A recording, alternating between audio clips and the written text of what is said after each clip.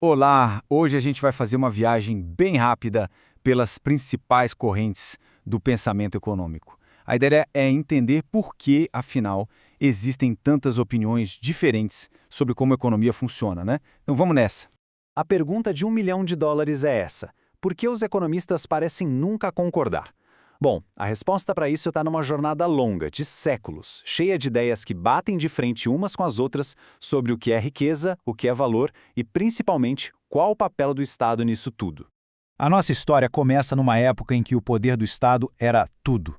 A ideia de um mercado que se regula sozinho, isso soaria como ficção científica. É aqui que nasce o pensamento econômico moderno.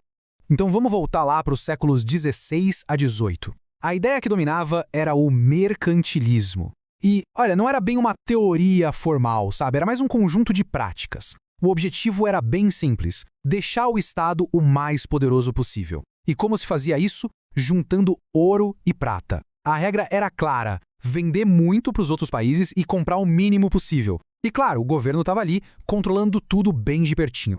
Só que aí veio a Revolução Industrial, tudo mudou, e uma pergunta nova começou a surgir na cabeça das pessoas. E se toda essa mão forte do Estado não for necessária? E se existir uma ordem natural nas coisas, na economia? É nesse momento que entra em cena Adam Smith e a escola clássica. A ideia dele da mão invisível foi assim uma virada de chave. Ele dizia que quando cada um corre atrás do seu próprio interesse no mercado livre, acaba, sem querer, promovendo o bem de todo mundo, como se uma força invisível estivesse guiando tudo para o melhor resultado. E aqui a gente vê a diferença gritante. Para os mercantilistas, a riqueza era tipo uma pizza de tamanho fixo. Para um pedaço ser maior, o do outro tinha que diminuir. Para os clássicos, não. A riqueza podia ser criada. O bolo podia crescer através da produção, da divisão do trabalho. E o Estado? Bom, o papel dele era só garantir as regras do jogo, tipo segurança e justiça, e sair da frente. Bom, o debate foi mudando. A nova grande questão que começou a dividir os pensadores foi: mas afinal, de onde vem o valor das coisas? Vem do trabalho que deu para fazer? Da satisfação que aquilo nos dá? Ou é outra coisa?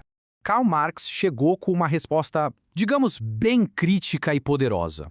Para ele, o valor vem do trabalho. E o ponto central da teoria dele é a tal da mais-valia.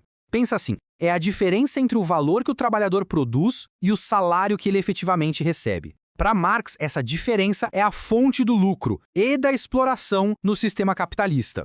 Quase na mesma época, a escola neoclássica apareceu com uma ideia totalmente diferente. Eles mudaram o foco. Em vez de olhar para a produção, olharam para o indivíduo.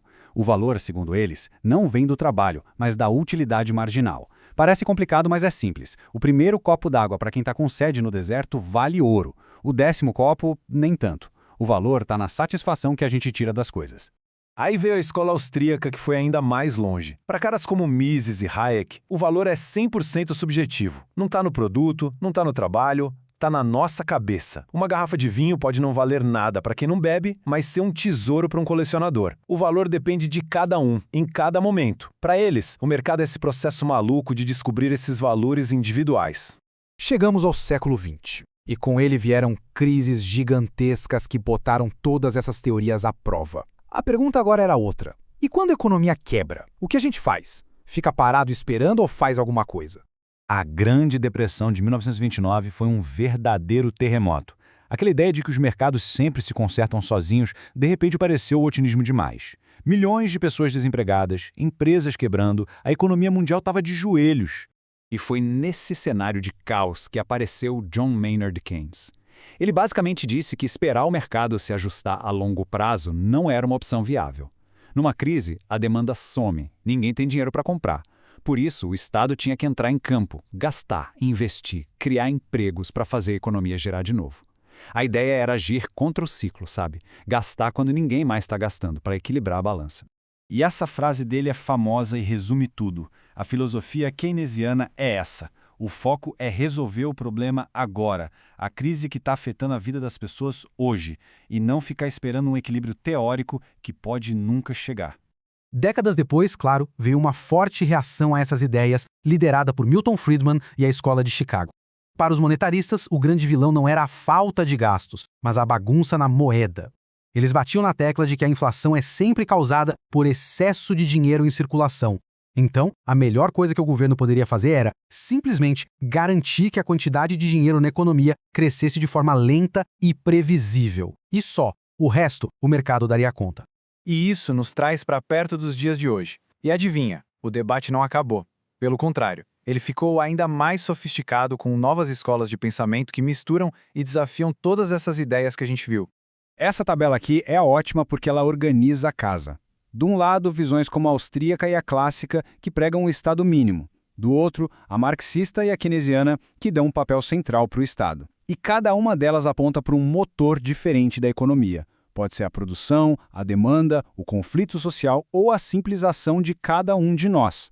E a coisa não para por aí. Hoje em dia, o debate está fervendo. Temos a economia comportamental, que mistura economia com psicologia para entender por que a gente toma decisões que não parecem muito lógicas. E também o institucionalismo, que lembra a gente que as leis, as normas e a cultura de um lugar são super importantes para o funcionamento da economia. O campo está mais vivo do que nunca.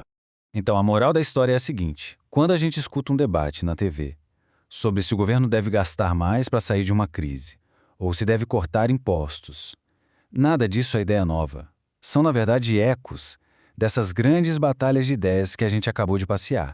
No final das contas, todas essas mentes brilhantes estavam tentando responder à mesma pergunta. Uma pergunta que agora fica para nossa reflexão. Qual é, afinal de contas, o equilíbrio perfeito entre a liberdade do mercado e a necessidade de alguma intervenção para garantir o bem-estar de todo mundo? A resposta? Bom, a resposta ainda está sendo construída, dia após dia.